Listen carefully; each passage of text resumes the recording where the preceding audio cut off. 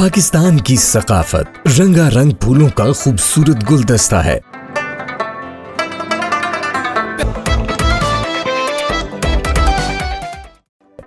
یوں تو اس ثقافت کا ہر رنگ دلکش اور حسین ہے، مگر ضلع چکوال کی ثقافت کا ایک الگ اور نمایاں شان ہے۔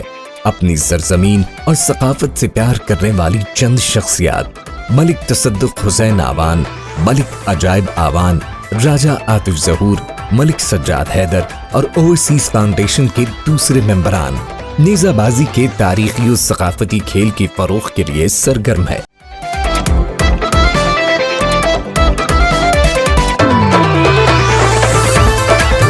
اوورسیز فاؤنڈیشن کی کاوشوں کے باعث ضلع چکوال کا خطہ نیزہ بازی میں نہ صرف ملکی بلکہ عالمی سطح پر بھی متعارف ہو چکا ہے۔ ضلع چکوال میں نیزہ بازی کے بہت سے کلب تشکیل پا چکے ہیں۔ نوجوان نسل میں نیزہ بازی کا فن اور ذوق پیدا ہونے کے باعث اکثر کسی نہ کسی مقام پر نیزہ بازی کے شاندار مقابلوں کا انعقاد ہو رہا ہے۔ اوورسیز فاؤنڈیشن کی یہ ٹیم UAE میں بھی نیزہ بازی کا اہتمام کر کے عالمی شہرت حاصل کر چکی ہے۔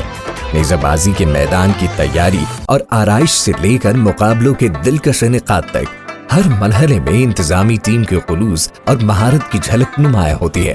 شاہ سواروں اور نیزہ بازوں کی سج دھج، آن بان اور مہارت کو دیکھنے کے لیے علاقے کی عوام کثیر تعداد میں نیزہ بازی کے مقام پر پہنچ کر ان تقریبات کی رونق دوبالا کر دیتے ہیں۔ نیزہ بازی کی تقریبات عموماً دن اور رات پر محیط ہوتی ہیں۔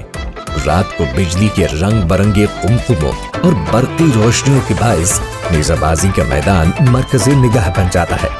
نیزہ بازی کے میدان میں فنکار اور گلوکار بھی اپنی صلاحیتوں کا بھرپور مظاہرہ کرتے ہیں۔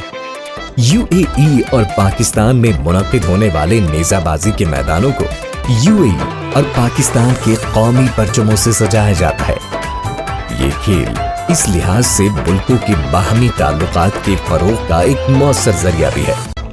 نیزہ بازی کا فروغ ایک طرف تو ضلع چکوال کی ثقافت کو دنیا بھر میں نمایاں کر رہا ہے اور دوسری جانب نیزہ بازی کے منتظمین کبڈی، کراہ اور دوسری سرگرمیوں کے نامور افراد کی بھی بھرپور حوصلہ افزائی کر رہے ہیں۔